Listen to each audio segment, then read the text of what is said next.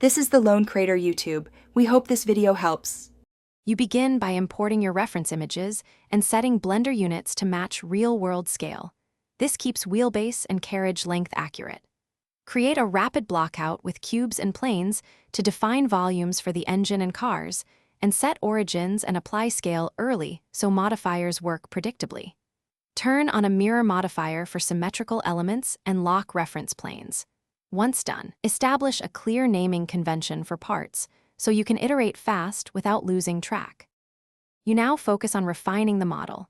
Add edge loops and bevels to define panels and step transitions, and use subdivision modifiers selectively.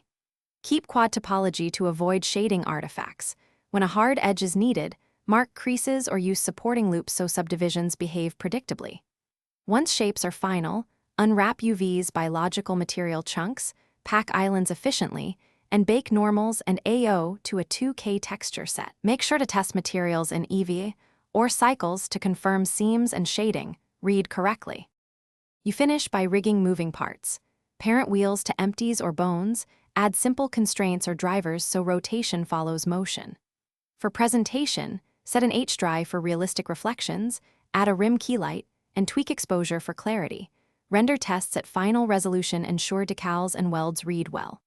Finally, apply modifiers, clean unused data, and export to FBX or GLTF with correct scale and forward/up axes. If something breaks, check normals, unapplied transforms, and modifier order as a key trouble. Thanks for watching.